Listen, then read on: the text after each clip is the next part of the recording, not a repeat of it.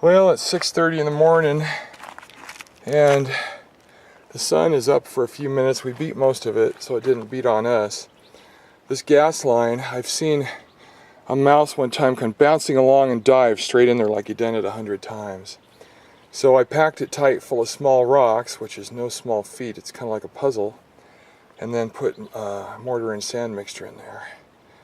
And then my girlfriend said, hey, look, there's a hole there, and a hole there, and a hole there. And those are big enough for small mice to get in. So we did all those. And one here, the major project of the morning that's got me on my back and my knees are sore and everything. Here it is, right here. What happened was, I was trying to bend this flange. You take this off, this metal cover, and there's a flange, and I was tapping on it with a hammer, and I broke all this rock out. See, all the rest of it's dry mortar. It's like a month old. I did this morning.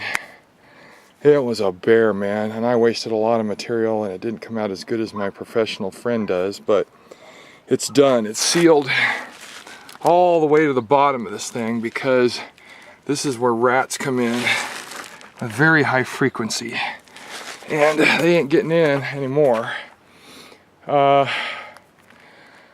There's 3 ducts that come off the bottom of this heat pump, and they ate a hole in one of the ducts already. And it's really hard to get to under this house. This end of the house has an entrance, but the dirt is so shallow at this end. My neighbor, who's 20 years old and weighs half, well, maybe a third of what I weigh, can get under there. I can't. This used to be the entrance, but this heat pump fits so perfectly here, that's why we put it here. And we just use that as an access because it's a lot smaller. That's where the heat pump used to sit. Anyway, there's we started an hour ago and packed all that in, and hopefully it'll dry strong and hard. The advantage for me doing this is I took this cover off and I could reach inside and pack mortar on the inside.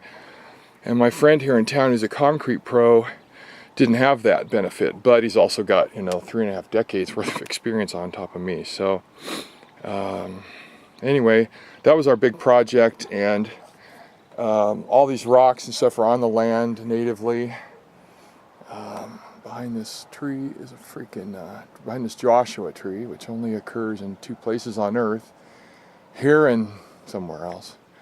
The sun will bake you on this side of the house. So the other project was yesterday to keep the mice from getting behind here. There's like a 3-inch gap, 2.5-inch gap at the top. So I put this sheet metal in, had to cut it around everything. Put one across the top and one here.